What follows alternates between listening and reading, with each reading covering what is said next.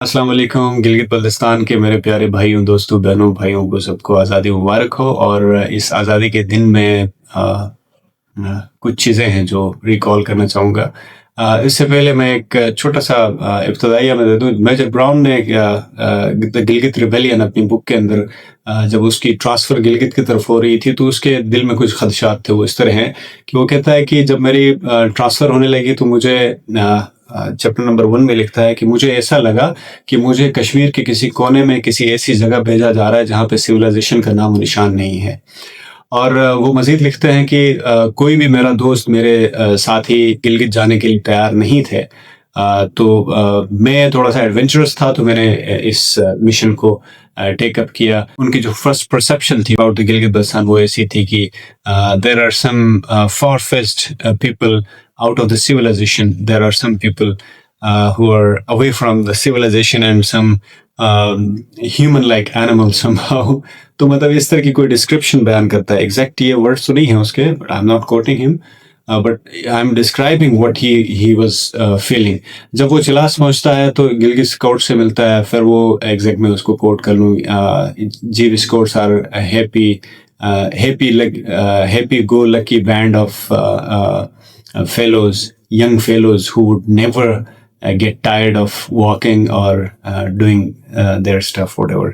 So कहता है कि गिलगित में जो फर्स्ट उसका एनकाउंटर हुआ चिलास में जीवी स्काउट्स के साथ, तो वो कहता है कि वो थकने का नाम नहीं लेते थे। बहुत ही एनर्जेटिक, बहुत ही एक्टिव फोर्स थी। और उसके बाद वो कहता है कि जब वो गिलगित आ गए तो लोगों के साथ मिला, उसको पोलो बहुत अच्छा लगा और वहाँ के लोगों का मजाज बहुत अच्छा लगा। मेहमान नवाजी बहुत अच्छी लगी। फिर पूरी बुक है उसकी, बुक में उसमें सारी चीज़ें उसने बयान की हैं। खैर आगे बढ़ते हैं। यही जो परसेप्शन है वो गिलगित में आने से पहले ऑलमोस्ट तमाम पंजाबियों की, सिंधियों की, बलोचियों की और पठानों की और कोई भी पाकिस्तान से बाहर से भी कोई आता है, उन सब की यही परसेप्शन होती है गिलगित में। पता नहीं कि किस तरह के लोग होंगे गिलगित में, और उन्होंने इधर उधर से लोगों से सुना होता है कि अच्छे लोग हैं या फिर मेहमान नवाज हैं, जो भी हैं। तो that is kind of a perception they want to feel the people of Gilgit Baltistan. वो जानना चाहते हैं, और इंफॉर्मेशन फ्लो न होने की वजह से बहुत सारी ऐसी इंफॉर्मेशन है जो डिफरेंट बड़े सिटीज़ की तरफ, पाकिस्तान के डिफरेंट सिटीज़ की तरफ वो इन्फॉर्मेशन नहीं आती है। सैडली वही इन्फॉर्मेशन आती है जो किसी टूरिस्ट ने जाके वहाँ पे ऑब्जर्व किया होता है, कोई ब्लॉग बना होता है, या फिर लोकल लोगों ने कुछ किया होता है, सोशल मीडिया में कोई चीज़ बनाई होती है, कोई डॉक्यूमेंट्री, कोई वीडियो अपलोड की होती है। तो ये गिलगित बल्तिस्तान का डिलेमा है। पहला डिलेमा ये है कि लोग, कन्वीनियंस नहीं है वहाँ जाने के लिए, रोड्स का मसला है, और जिसकी वजह से लोग जा नहीं पाते। और एक परसेप्शन बनी हुई है, जैसे मेजर ब्राउन की परसेप्शन थी, इस तरह की एक परसेप्शन बनी हुई है कि फॉर ऑफ प्लेसेस में कबाइली पता नहीं किस तरह के लोग हैं वहाँ पे। तो ऐसी बात नहीं है। It's most of the places 100% literacy rate है, कुछ एरियाज में 90+ है, और इस तरह की लिटरेसी रेट है बहुत सारे एरियाज में। उसके अलावा दूसरा मसला जो है वो गिलगित बल्तिस्तान की कम्युनिकेशन का है, और कम्युनिकेशन गिलगित बल्तिस्तान के लोकल टीवी चैनल कोई नहीं है, जैसे जियो न्यूज़ है, दुनिया न्यूज़ है, और बहुत सारे न्यूज़ चैनल्स हैं पाकिस्तान के अंदर। इसी तरह specific TV channel Gilgit Baltistan का कोई नहीं है जो गिलगित बल्तिस्तान की इंफॉर्मेशन को स्पेसिफिकली फॉरवर्ड करे to the core, to the centre, to the world, right. सिर्फ और सिर्फ ओनली सोर्स ऑफ इंफॉर्मेशन जो हमारा है वो सोशल मीडिया है, और लोकल यूट्यूब चैनल्स वगैरह, और फेसबुक में जो इंफॉर्मेशन वगैरह है, जैसे आईबीएक्स मीडिया नेटवर्क है, नॉर्थ मीडिया है, और इस तरह के कुछ मामलात हैं। ये है हमारा सोर्स ऑफ इंफॉर्मेशन, जिसकी वजह से इंफॉर्मेशन फ्लो बहुत ही कम है। और कोई टूरिस्ट यहाँ से जाता है, वो कोई वीडियो बनाता है, डॉक्यूमेंट्री बनाता है, वर्ड ऑफ माउथ उसका जो होता है वो इंफॉर्मेशन है, वो हमारा मसला है।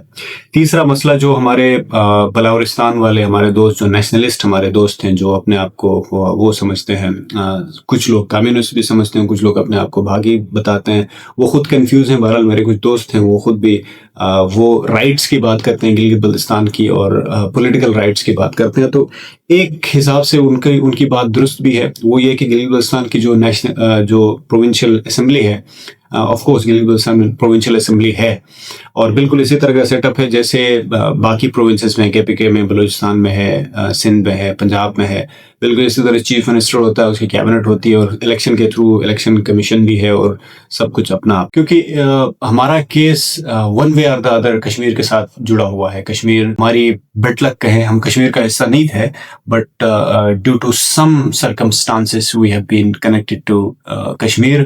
کیونکہ ہمیں تول کے دنیا میں یہ ایک خاص قسم کی مثال ہے، ہمیں تول کے انسانوں سمیت زمین سمیت کشمیر اور گلگت بلتستان یہ سارا ایریا ملا کے سکھوں کی حکومت میں انہوں نے خریدا تھا ہمیں کشمیر کے ساتھ گلگت بلتستان کو بھی. تو جب یہ خریدا گیا تو اس وقت کے بعد ڈوگرا جو راج تھا اس میں ہم ڈوگرا کے آخر میں جو برٹش کے بھی بعد جو آیا تھا ڈوگراز کے تسلط میں رہے تھے، اور اس نے جو سائن کیا ہے انڈیا کو، سائن کر کے اپنے جو پیپرز انڈیا کو دے دیے ہیں، that was against the Radcliffe commission کے جو ایوارڈ تھا، اس کے اگینسٹ تھا یہ جو پروسیس اس کا سائن کرنا. یہ ہمارا پورا کیس یو این میں بھی چل رہا ہے، اور کشمیر پاکستان اور انڈیا کے بیچ میں یہ جو کنٹسٹیشن چل رہی ہے. تو اس نے رانگلی سائن کر کے پیپرز دیے انڈیا کو، اور وہ سارا 1948 کی جو وار تھی وہ ساری ہو گئی ہے. اور اس کے بعد گلگت بلتستان پاکستان کے ساتھ ملا، کشمیر آزاد کشمیر کا جو ایریا ہے وہ پاکستان کو ملا. اور چاہتے نہ چاہتے گلگت بلتستان کشمیر کی اس لڑائی کے اندر، کشمیر کے اس کنٹسٹیشن کے اوپر ڈسپیوٹڈ ٹیریٹری بن کے رہ گیا. Otherwise we were the people جنہوں نے اپنی آزادی خود ڈوگروں کو بھگا کے، اگر ہم نے انڈیا کے ساتھ ملنا تھا یا پھر انڈیا کے ساتھ لیجیٹیمیٹ ہونا تھا، ہم انڈیا کے پارٹ تھے، تو اس وقت ہم انڈیا کے ساتھ مل جاتے.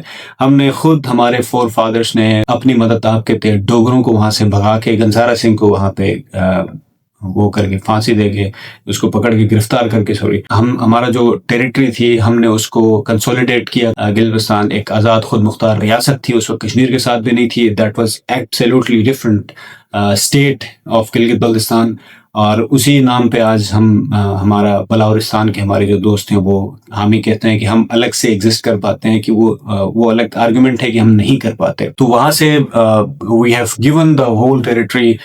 میں تو کہتا ہوں گولڈن سونے کی تشتری میں ڈال کے پاکستان کے حوالے کیا، اور پاکستان نے اس کو ابھی تک اس کو ڈیسائیڈ نہیں کیا، کیونکہ پاکستان کر بھی نہیں سکتا، کیونکہ it is very much disputed territory. کیونکہ اس کا کیس چل رہا ہے، یو این کے اندر کیس چل رہا ہے. جب تک کشمیر کا معاملہ حل نہیں ہوتا ہے تب تک یہ نہیں ہو سکتا ہے، کیونکہ we have been sold to Dogra Raj کو ہمیں بیچا گیا تھا. This was one of the dark decisions done by the British Empire in its time.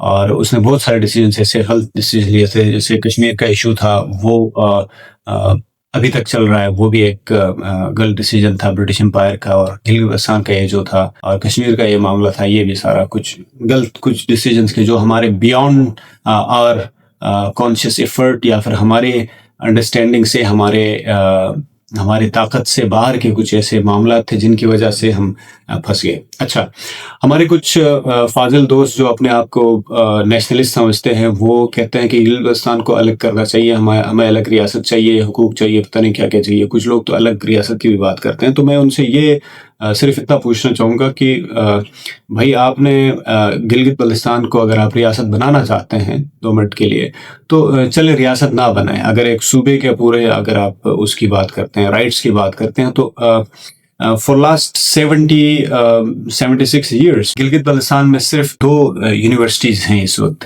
آپ نے کتنی کوششیں کی ہیں کہ پاکستان کے جو مین لینڈ میں جو یونیورسٹیز ہیں، جیسے for example Quaid Azam university ہے، اسلامک یونیورسٹی ہے، ان کے کیمپسز کو گلگت لانے کے لیے آپ لوگوں نے کتنی کوششیں کی ہیں؟ میرا تمام پولیٹیشین سے یہ سوال ہے کہ میرے گلگت کے جو دوست ہیں، میرے یوتھ ہے جو گلگت سے چاہتے نہ چاہتے اپنے گھروں سے اٹھ کے، کون چاہتا ہے ویسے، اپنے گھروں سے اٹھ کے اسلام آباد آتے ہیں، راولپنڈی آتے ہیں، 6 روڈ میں دھکے کھاتے ہیں، اور لاہور میں جا کے بیٹھے رہتے ہیں، وہاں پہ اپر مال میں، اور پتہ نہیں کہاں جوہر ٹاؤن میں، وہاں بیٹھے رہتے ہیں. گھر سے 4 5 سال تک پردیسی میں گھر سے دور بیٹھے رہتے ہیں وہاں، اور عید پہ بھی کبھی کبھار گھر نہیں آ پاتے ہیں.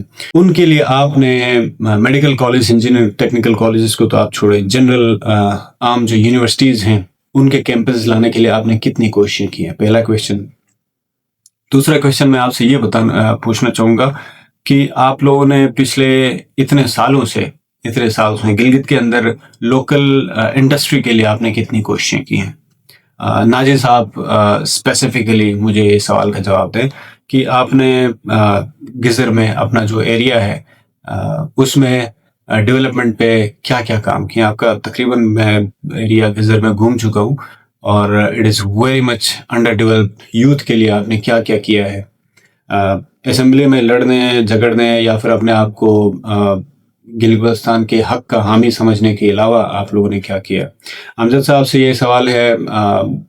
حق، خود ارادیت اور گلگت بلتستان کی ہماری زمین ہمارا حق، یہ ساری باتیں جب آپ کر رہے تھے تو آپ کوئی ایک یونیورسٹی، کوئی ایک یوتھ کے لیے کوئی آپ نے ڈیولپمنٹ کے لیے کوئی اسکیم لائی ہو اور یوتھ کے اسکلس اپ کرنے کے لیے آپ نے کوئی کام کیا ہو گلگت بلتستان میں، یا پھر کوئی ایک ایسا اسپیسیفک کام جس سے وہاں کے یوتھ، وہاں کے لوگوں کی اور اسٹیٹ بنانے کے لیے یا پھر ان کو لوگوں کو سیلف سفیشینٹ کرنے کے لیے کوئی اسٹیپ آپ نے لیا ہو تو وہ مجھے اسپیسیفکلی کر کے دکھا دیں تو ہم مانیں گے کہ you are very much capable.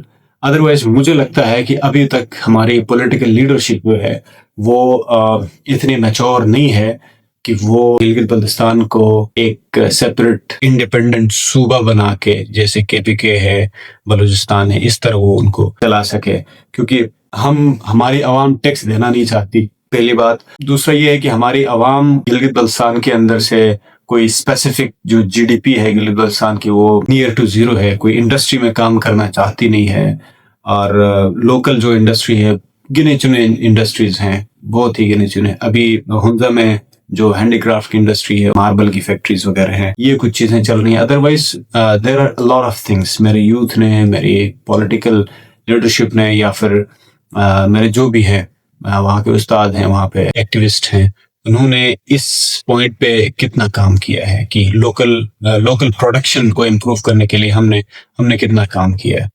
So that's a very big question. So before blaming the whole process, یا پھر before blaming the state، یا پھر before blaming the umbrella اور the leadership، ہم خود اگر اپنا محاسبہ کر لیں اس آج انڈیپینڈنس ڈے پہ کہ ہم نے گلگت بلتستان کی بیسک GDP کے لیے، بیسک جو ریکوائرمنٹس ہوتی ہیں اس کے لیے ہم نے کیا کیا ہے، ٹھیک ہے، اور یوتھ کے لیے ہم نے کیا کیا کیا ہے، اور یوتھ کو ویژن دینے کے لیے ہم نے کیا چیزیں کی ہیں. اگر یہ سارے سوالات کا جواب ان سارے سوالات کے جوابات ہمیں مل جائیں تو آئی تھنک پھر ہمارے لیے کافی آسانی ہو جائے گی. آئی تھنک کچھ بکس میں نے گلگت بلتستان کے بارے میں پڑھی تھی، وہ میں کچھ نام میں نے جوٹ ڈاؤن کیے ہیں، تو وہ میں بتا دوں گا کہ political crisis of Gilgit Baltistan کو اگر آپ نے سمجھنے ہیں تو دو بکس ہیں جو کہ کافی اہمیت کے ہیں. ایک سجاد احمد صاحب کی ہے، گلگت بلتستان کننڈرم ہے، سجاد احمد صاحب کی بک ہے، اور ہمالیئن فرنٹیئرس ہے، ڈورتھی بہاری نے لکھی ہے. اور تیسری بک ہے ان دا ونڈرلینڈ آف ایشیا گلگت بلتستان، یہ ایک بلوچ نے لکھی ہے، سکندر خان بلوچ صاحب نے. اور ایک بک ہے میکنگ آف فرنٹیئرس، آرنلڈ ڈورانڈ نے لکھی ہے، میکنگ آف فرنٹیئرس، بڑی اچھی بک ہے. اور لاسٹ جو بک ہے that is actually combination of different essays. ہمارے Aziz Ali Dad Sahib, he is a very learned person from Gilgit Baltistan. کوئی 16 ایسیز ہیں میرے خیال سے، یا پھر آرٹیکلس ہیں. عزیز علی داد صاحب نے اس کو کمپائل کیا ہے. وہ ایک از این امیزنگ بک، بہت اچھی بک ہے. اور اگر آپ بیسیکلی گلگت بلتستان کے مقدمے کو، گلگت بلتستان کو سمجھنا چاہتے ہیں تو یہ بکس آپ ان کو پڑھ لیں. ونس اگین آزادی مبارک. Thank you so much.